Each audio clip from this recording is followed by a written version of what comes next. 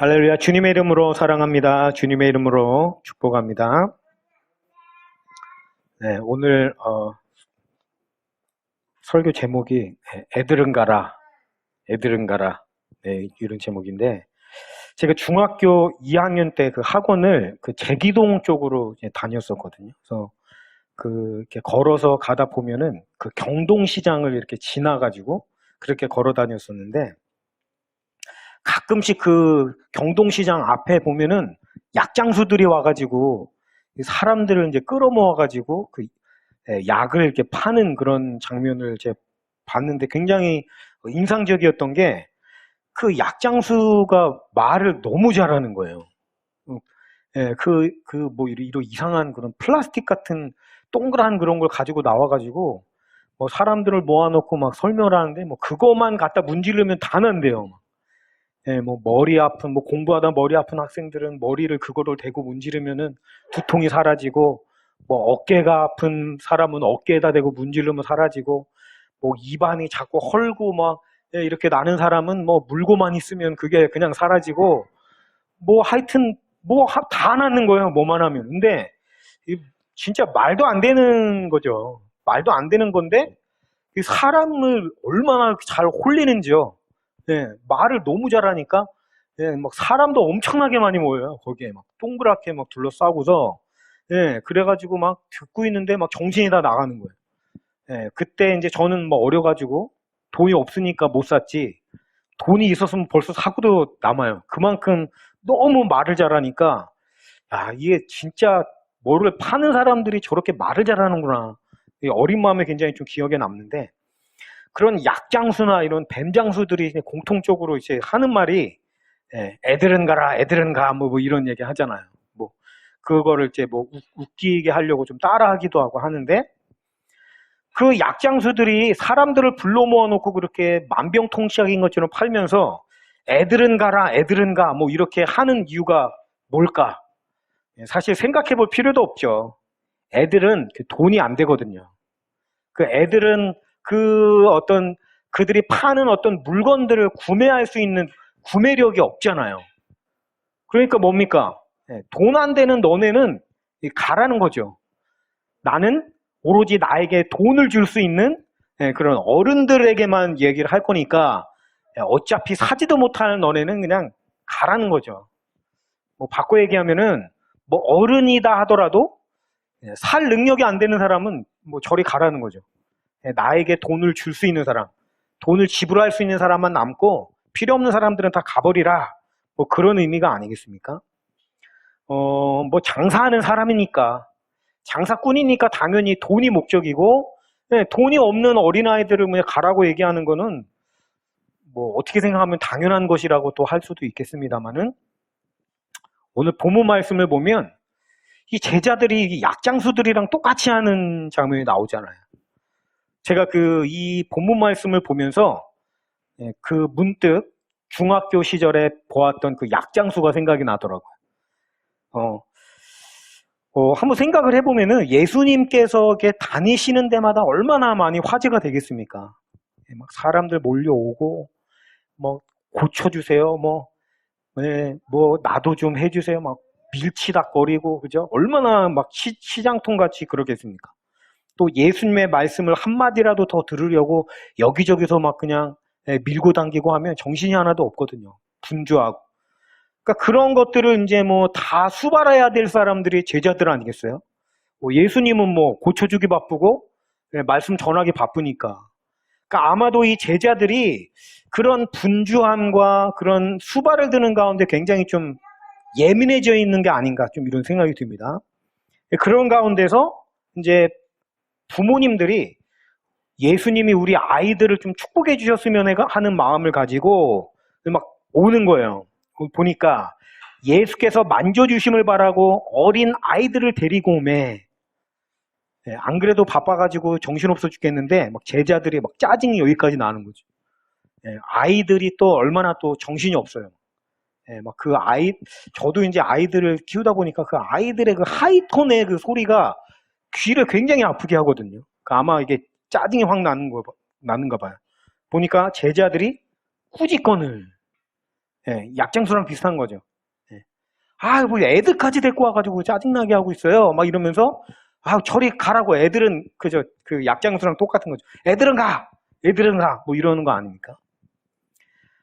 왜 이렇게 애들을 이렇게 성가시게 하는 존재로 인식을 하고 아이들을 쫓아냈을까?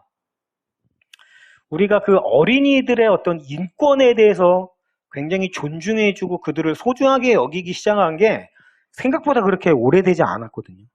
아이들의 인권이라는 게 굉장히 열악했습니다. 우리도 그 소파 방종환 선생님 그 이후로 어린아이에 대한 그 인식을 다시 했지, 그 100여 년? 150여 년 전만 해도 그 아이들을 데리고 막 노동 현장에 데리고 막 가가지고 막 그 어른들도 감당하기 힘든 막 중노동을 시키고 막 이런 게 그냥 흔했거든요. 그래서 아이들이 막 한 20살, 25살만 돼도 막 할아버지처럼 늙고 막 그랬단 말이에요, 그때는. 네, 그런 개념 자체가 없으니까. 그러니까 뭐 이 옛날에는 뭐 더 심했죠. 네, 아이들 이런 뭐 인권 이런 게 없습니다. 그러니까 무시하는 거죠. 그런 가운데서 또 한 가지 우리가 생각할 수 있는 게 뭐냐면은 아까 약장수들에게 있어서 아이들이 구매력이 없던 거가 마찬가지로 사실 예수님이 병을 고쳐주셨다 또는 예수님이 진리의 말씀을 가르치셨다 뭐 이렇게 해서 그 사람들이 감동을 받았다고 하면은 뭔가 이 피드백이 있을 수가 있잖아요. 예, 감동을 받아서 뭐 먹을 거를 갖다 줄 수도 있을 거고, 그죠? 아니면 헌금. 예, 뭐 예수님을 이제 수행하고 다니는데도 필요한 돈이 들 거 아닙니까? 보니까 가룟 유다가 그 공금을 맡았다고 하는데 성경에 보면 예, 그들이 먹을 거 뭐 이런 것들을 막 써야 될 그 필요한 경비가 있단 말이죠. 그러니까 그 중에서 이제 감동받은 사람이 그렇게 헌금을 하거나 뭐 먹을 걸 갖다 주거나 이러면 들어오는 게 있을 수가 있으니까 어른들은. 그런 반면에 아이들은 어때요? 그런 게 아예 없죠. 아이들이 뭐 먹을 게 있겠어요? 뭐 돈이 있겠어요? 그러니까 이 아이들은 어떻게 생각하면 나에게 뭔가 떨어지는 걸 줄 수 있는 게 요만큼도 없는 존재들이에요. 그러니까 뭡니까? 가라는 거죠. 아이들은 성가시게만 하고 피곤하게만 하고 정신없게만 하지 뭐 그에 반해서 뭐가 들어올 만한 건덕지는 요만큼도 없으니까 너희들은 필요 없고 어른들은 그래도 그나마 뭐 돈이 있을 수도 있고 힘이 있을 수도 있고 하니까 오고 아이들은 가라 뭐 이런 거죠. 우리 안에 알게 모르게 이런 자본주의적인 사고방식이 굉장히 깊게 배어 있거든요. 그러다 보니까 우리의 가치관이라는 게 그렇습니다. 무의식 속에 깊숙이 침투해 있는 것이기 때문에 우리가 그거를 발견하지 못해요. 내가 그런 사상에 젖어 있다는 걸 인식을 못합니다. 뭐 이런 모습들이 제자들 안에서도 있었습니다만은 오늘날 우리 교회 안에서도 얼마든지 있다고 생각을 하거든요. 보통 교회들이 성도님들의 숫자들을 카운트할 때 어떻습니까? 장년들의 숫자들을 카운트를 하거든요.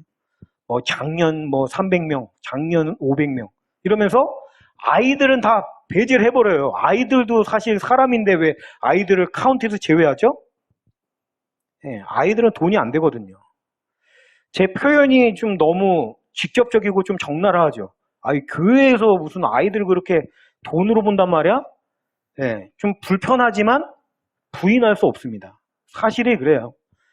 교회를 운영하는데도 알게 모르게 돈이 굉장히 많이 들어가고 필요한 비용들이 있다 보니까 뭐 표현은 그렇게 하지 않죠. 목사님들도 아이들은 영혼이 중요하다고 하고 뭐 이렇게 합니다만 그 교회 안에서 그 어떻게 보면 또 이런 걸로 바라보지 않을 수 없는 그런 뭐라고 할까요? 구조 자체의 어떤 모순이라고 할까? 이런 것들이 없을 수가 없거든요. 누구도 얘기하지 않지만 은연중에 이 제자들과 같이 그런 마음들이 들어갈 수밖에 없는 것이 오늘 우리 교회의 현실이고 자본주의적인 어떤 시스템의 한계라고 할 수가 있겠죠. 우리가 오늘 본문 말씀 속의 제자들을 보면서 과연 그들을 향해서 손가락질할 수 있는 자격이 있느냐라는 거예요. 우리도 누군가를 대할 때, 그죠? 계산적으로 사람들의 어떤 가치들을 재어보고 이 사람들이 우리에게 도움이 되는가 안 되는가. 도움이 될 만하면, 그죠? 달라붙어가지고 더 친한 척하고 아주 필요하지 않다 생각하면 그냥 너는 오든지 말든지 알아서 해. 어차피 너 있으나 없으나 별로 뭐 아무런 변화가 없으니까 알아서 해. 뭐 이런 식으로 은연중에 그런 태도를 우리가 보이고 있는 거 아닙니까? 사실 우리 안에 굉장히 악한 그런 모습들이 많이 있거든요. 얼마 전에 그 한 커뮤니티에서 좀 이런 질문이 있는 거예요. 남편이 600억이라는 돈을 줄 테니까 이혼해달래요. 뭐 이런 글이 올라왔어요. 이게 사실인지 아니면 질문을 위한 뭐 그냥 그런 건지 모르겠는데, 그러면서 여러분이 그 당사자라고 한다면, 남편이 이혼을 요구하는 당사자라고 한다면 여러분 같은 경우는 어떻게 하시겠습니까? 뭐 이런 글이 올라와 있더라고요. 그래가지고 그 글을 제가 흥미롭게 봤는데 밑에 그냥 댓글이 주르륵 달린 거예요. 댓글을 보니까 첫 번째 댓글이 뭐냐면 바로 고민할 필요 없다는 거예요. 600억을 주면 당연히 바로 이혼한다고. 바로. 그 다음에 뭐 생각할 것도 없이. 그 다음에는 뭐 그 남편의 행복을 기원해 줄 수 있는 100일 기도 가능. 뭐 이런 아주 우습기도 한 그런 쓴 겁니다. 어떤 사람은 심지어는 그 남편이 다른 여자랑 결혼한다고 하면은 웨딩 플래너 및 들러리까지 가능. 이런 댓글이 있는 거예요. 그러니까 600억이라는 그 고액을 쥐어준다면 이혼만 못하겠냐? 그보다 더한 것도 할 수 있다. 나는 감사하면서 받을 수 있고 너무 좋아할 수 있다. 이런 글이 쭉 달려있는 걸 보면서 굉장히 좀 씁쓸하더라고요. 우리가 관계라고 하는 거, 알게 모르게 이런 자본, 경제, 어떤 이득의 어떤 수단, 이런 걸로 대하는 모습들이 굉장히 뿌리 깊게 우리 안에 박혀 있다라는 거예요. 이게 우리의 심각한 문제 중에 문제라고 할 수 있죠. 예전에도 제가 잠깐 설교 때 말씀드린 적이 있는데, 예수님께서 거라사 지방에서 그 군대 귀신을 쫓아내실 때 장면을 보면 그 한 영혼을 구하시기 위해서 2,000마리의 돼지떼를 예수님께서 무릅쓰고 그 영혼을 고쳐주신 거 아닙니까? 2,000마리의 돼지떼가 오늘날 시세로 환산을 하니까 약 20억이 넘거든요. 20억. 우리 같으면 사실 고민합니다. 한 영혼을 구하기 위해서 20억을 내다버리라고? 못할 것 같아요. 근데 예수님은 일말의 망설임이 없어요. 왜냐하면 예수님 안에는 아주 명확한 기준이 서 있거든요. 영혼이 가장 중요합니다. 예수님은. 그러니까 그 영혼, 한 영혼을 살리기 위해서는 가차없이 버리는 거죠. 우리 같은 경우는 어떻습니까? 이 사람이 예를 들어 좀 훌륭한 사람이다. 위인이다. 본받을 만한 사람이다. 그러면 이 사람은 구해야지. 반면에 있으나마나한 사람이야. 별로 중요하지 않아. 오히려 있으면 해만 되는 사람이야. 이런 경우는 고민을 하게 되죠. 이거 구할 가치가 있나 없나 따지고 계산하고 그렇지 않습니까? 예수님은 그런 게 없어요. 그냥 무조건 20억이든 뭐든 한 영혼을 살리는 게 명확하게, 예수님께서 가장 귀중하게 여기시는 건 영혼. 그런 예수님의 모습을 보면서 저 자신의 모습을 한번 생각을 해봤거든요. 자신이 없더라고요. 그 어떤 물질적인 가치보다 한 영혼을 바라본다? 내가 어떤 영혼을 대할 때에 그가 가지고 있는 어떤 배경, 이런 거 조금도 보지 않고 오롯이 그 영혼으로서 바라본다? 전 자신이 없어요. 내 안에 얼마나 그런 계산적이고 수지타산을, 이해 득실을 따지고 저울추에 올려놓고 뭐가 더 득이 있나 없나 계산해보는 그 모습들을 내 안에 생각해보면 예수님처럼 할 자신이 없더라고요. 오늘 보니까 제자들의 이런 모습, 그거는 우리 자신의 모습이다라는 생각이 듭니다. 저는 이 제자들을 향해서 손가락질할 자격이 없는 사람이에요. 왜냐하면 다를 바가 없거든요. 근데 오늘 말씀을 보니까 예수님께서 그러한 제자들의 모습을 향해서 어떻게 반응하시는지 보니까요. 14절에 예수께서 보시고 노하시어 이르시되, 예수님이 굉장히 화를 내십니다. 예수님께서 보신 게 뭐겠어요? 그 안에 영혼을 영혼으로서 대하지 아니하고 어떤 이해득실, 어떤 이득의 수단, 이 사람이 나에게 득을 줄 수 있나 없는가로 따지는 그런 계산적인 모습에 대해서 예수님께서 굉장히 화를 내고 계시는 겁니다. 우리가 잘 알듯이 우리 예수님은 화를 잘 내시는 분이 아니거든요. 굉장히 온유하신 분이에요. 심지어는 제자들이 몽땅 예수님을 버리고 도망가셨을 때도 화를 내시는 분이 아닙니다. 예수님을 붙잡고서 십자가에 그냥 못 박고 조롱하고 자신을 향해서 침뱉는 사람들을 향해서도 예수님은 오히려 그들이 하는 일을 그들이 모릅니다. 그들을 용서해 주세요라고 기도하시는 분이 예수님이에요. 그러니까 여러분, 우리가 예수님이 이렇게 화를 내셨다라고 하는 것은 우리가 그냥 쉽게 지나칠 이야기가 아니라는 걸 의미하는 거거든요. 굉장히 중대한 문제고 굉장히 심각한 문제입니다. 오늘 우리 예수님께서 우리들이 그러한 모습들을 가지고 있는 모습을 보실 때에 화를 내시고 노하시고 꾸짖으신다라는 사실 우리가 기억해야 된다는 거예요. 그런 모습 우리가 생각해 보니까요. 우리가 첫 번째 좀 우스갯소리처럼 제가 약장수 얘기를 잠깐 했습니다만 우리가 그 약장수와 뱀장수와 다른 게 뭐가 있습니까? 제가 생각할 때는 다른 게 별로 없어요. 오히려 그 약장수들은 그래도 솔직이라도 하죠. 그렇잖아요. 자기네들은 돈이 중요하니까 너네들은 가버려 이거를 오히려 그들은 솔직하게 표현을 하잖아요. 꾸미지 않잖아요. 아닌 척하지 않잖아요. 반면에 교회 안에 있는 뭐 저 같은 목사님, 목사 또는 우리 그리스도인들은 어떻습니까? 그게 나쁘다라는 거는 알거든요. 그래서는 안 된다는 건 알거든요. 그러면 그걸 고쳐야 되는데 그걸 고치는 게 아니라 어떠냐면 안 그런 척을 한다고요, 우리는. 그죠? 아닌 척. 아주 그 영혼을 생각하는 척 하면서. 어떻게 보면 그게 더 못된 거 아닙니까? 오늘 우리가 주님 앞에 서야죠. 예수님의 그 관점, 오로지 그 한 영혼과 한 어린아이를 바라보시는 그 주님. 도움이 되는지 안 되는지 써먹을 만한지 이걸 보시는 게 아니라 그 어린아이를 바라보시면 요즘 어떻게 하십니까?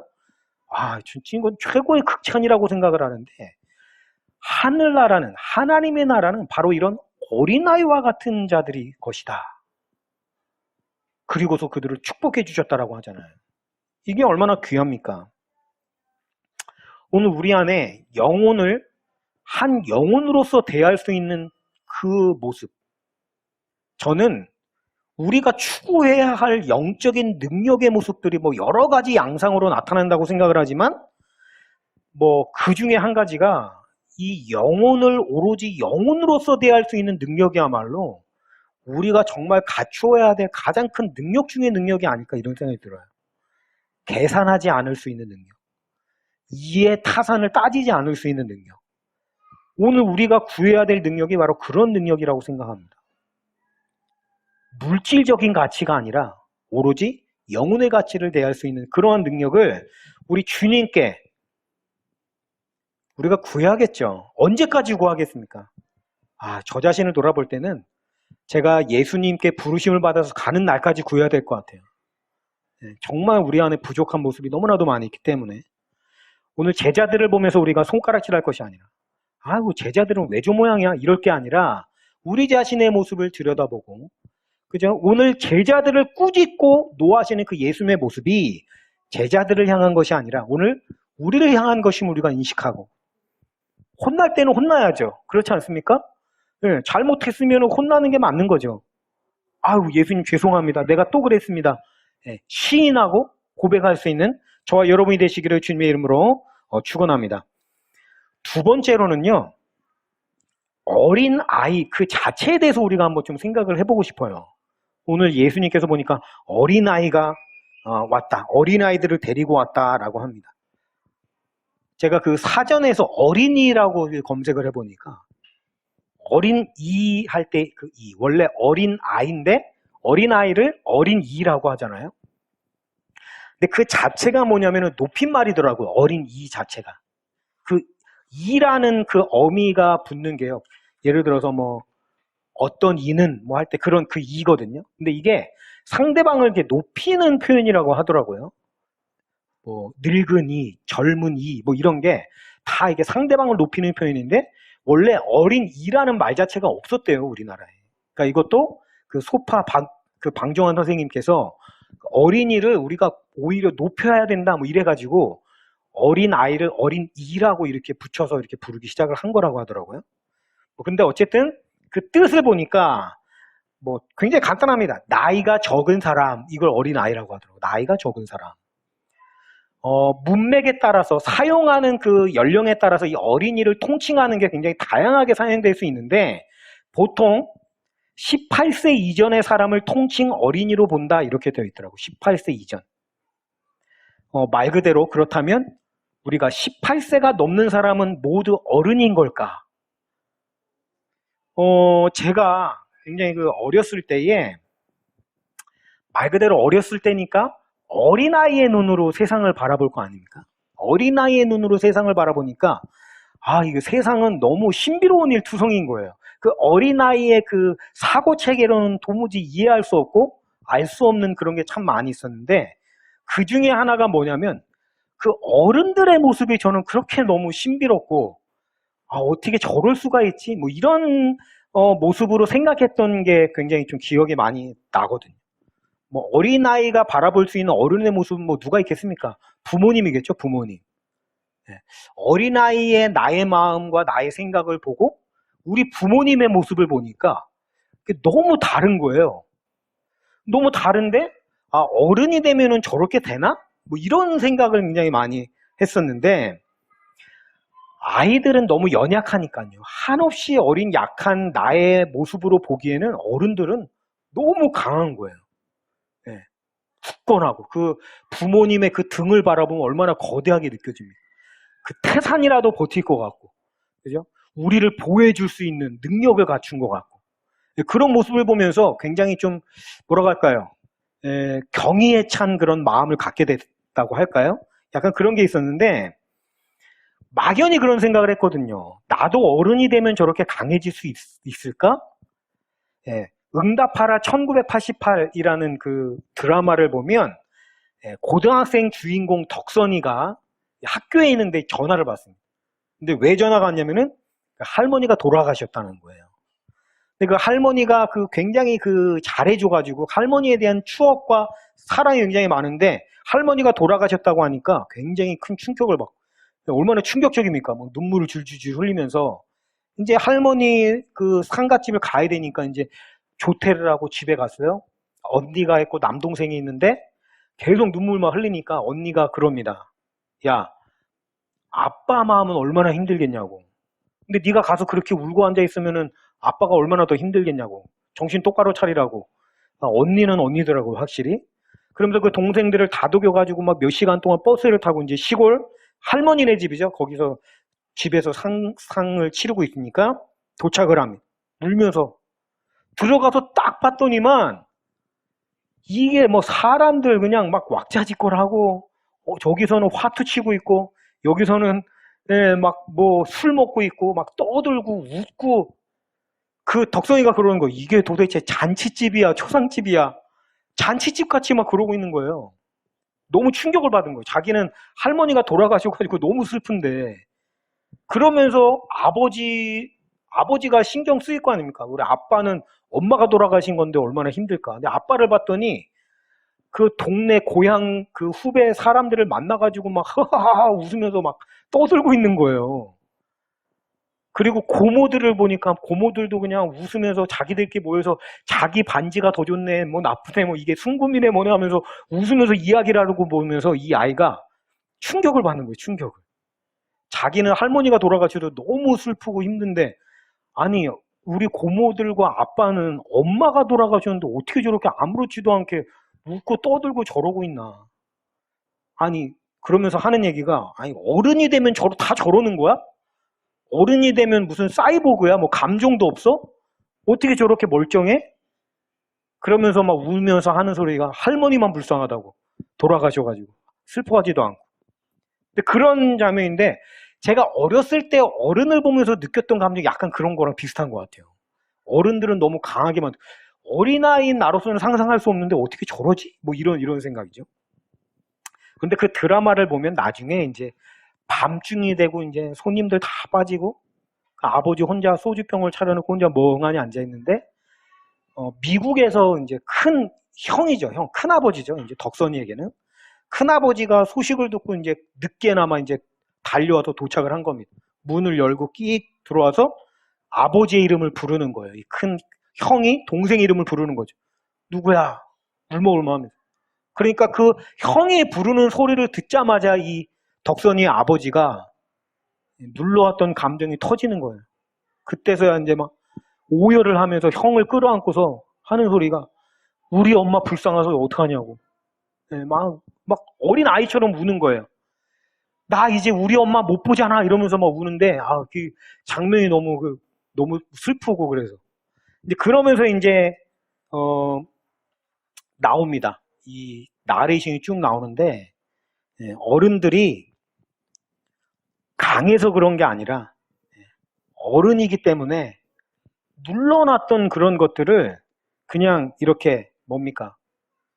터져 나오는 거죠. 어른이라는 이유로 그냥 눌러놓고 감추고 있는 거지 어른이 강한 게 아니라고. 어른도 그렇게 약하다고 사실은. 감정을 그냥 눌러놓은 것 뿐이지.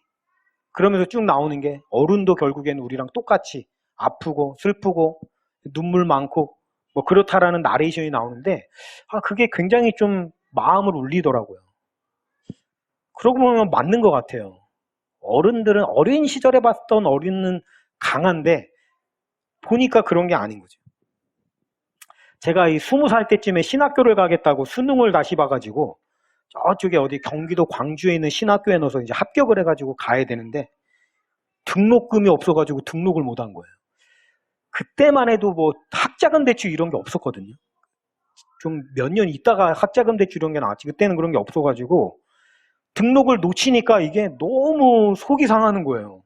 학교를 못 가니까. 얼마나 속이 상해요. 근데 부모님은 또 속이 얼마나 상하겠어요. 그러니까 속상하다고 말도 못하고 혼자만 이렇게 소가리를 하고 있는데 하루는 제가 그 집에서 TV를 이렇게 보면서 TV가 있고 그 앞에서 제가 이렇게 누워가지고 TV를 보고 있었고 저희 그 뒤쪽에서 이제 아버지가 같이 이제 TV를 보고 있었는데 하필이면 그날따라 왜 그 TV 내용이 약간 그 가족에 대한 그런 다큐멘터리 같은 거 있잖아요. 굉장히 좀 슬프고 찡한 그런 내용이 나오는데 뭔가 느낌이 좀 쎄한 거예요.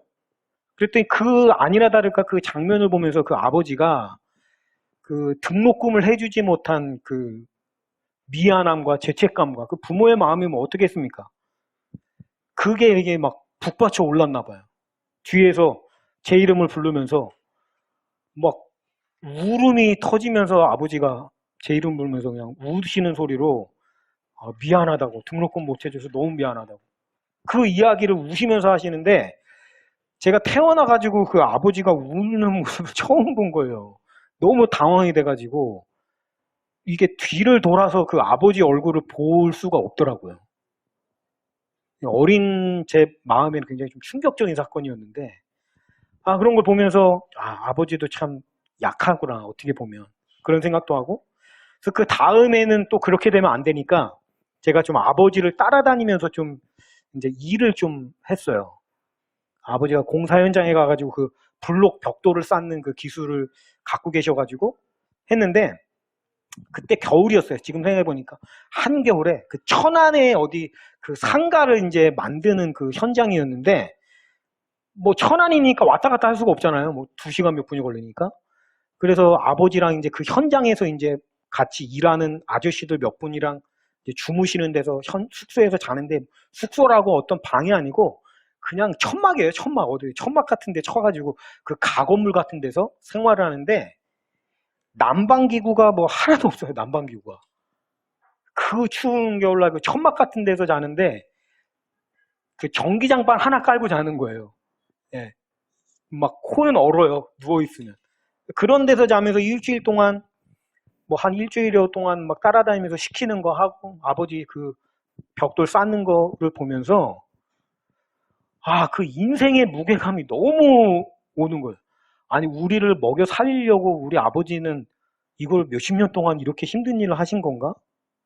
그러면서 나도 나중에 어른이 돼서 결혼하고 아이를 낳으면은 이렇게 힘든 일을 하면서 아이들을 먹여 살려야 되나?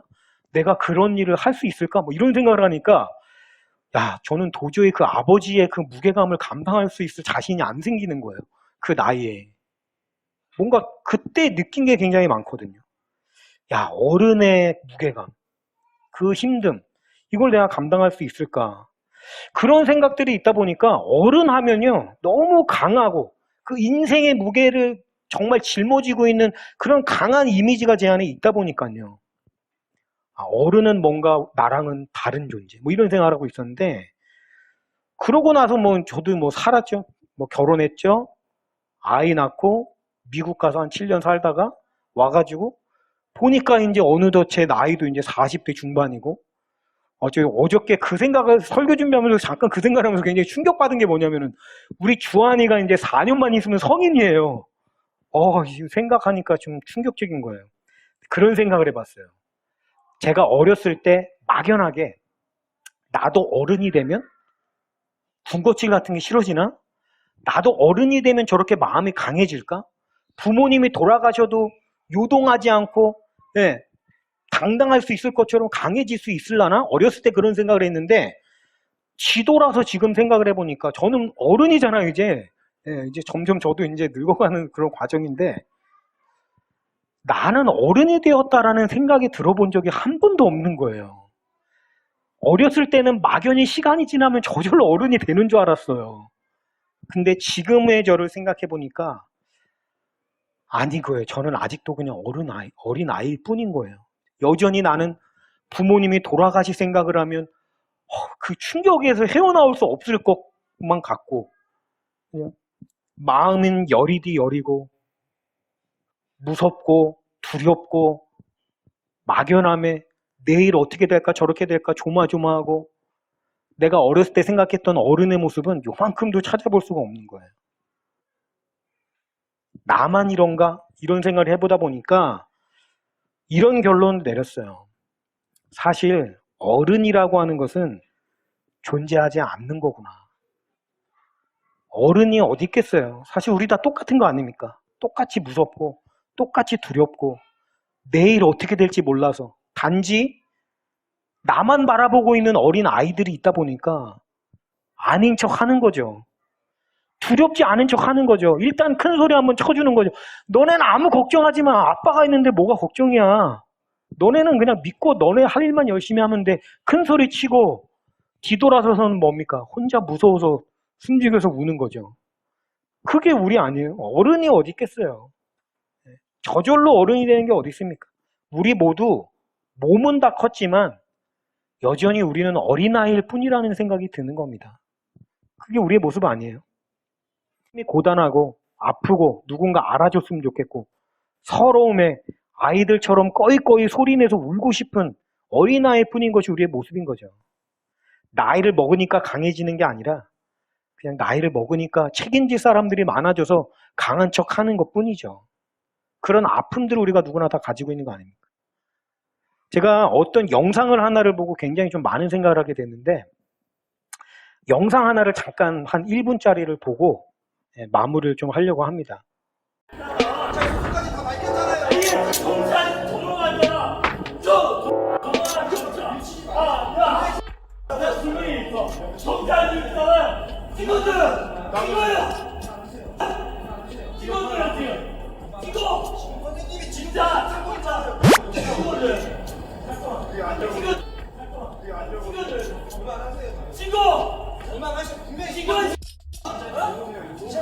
지금 공무원단위죄로 처벌될 수 있다고. 야, 공무원 처벌해.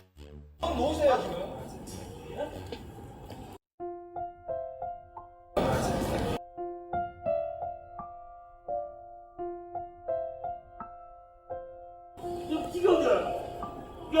유시시 좀 널려줘.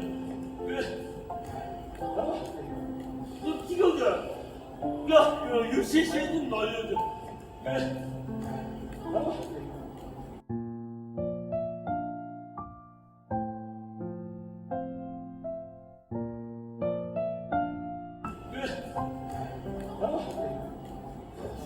예, 저기 조가집 있잖아요.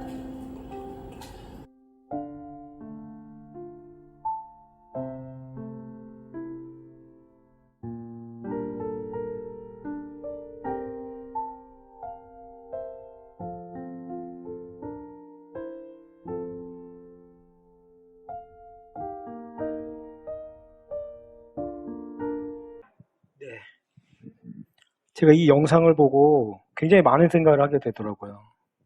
사실 우리의 모습이 아닌가 좀 이런 생각이 들거든요.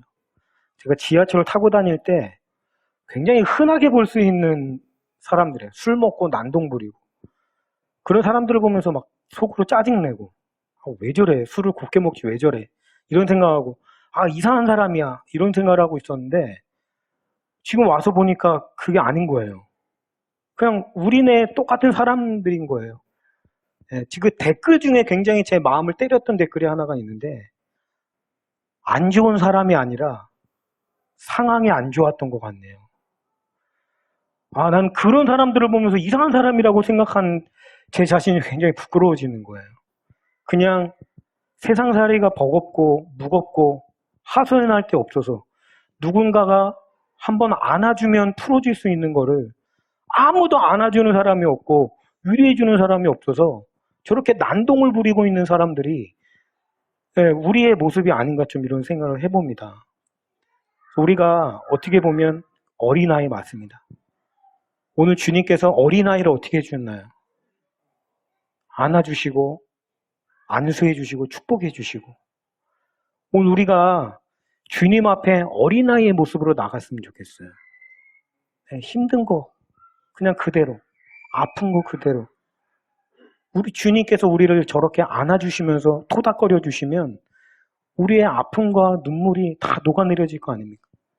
그 아이들이 그 우는 모습을 보면 한참 서럽게 울고 나서 그게 막 흐느끼잖아요. 막 그게 주체가 안 됐어. 우리 그렇게 울 수 있었으면 좋겠어요. 주님 안에서. 오늘 이 본문 말씀 속에 예수님의 모습을 다시 한번 기억하면서 오늘 주님께서 여러분을 부르신다는 거.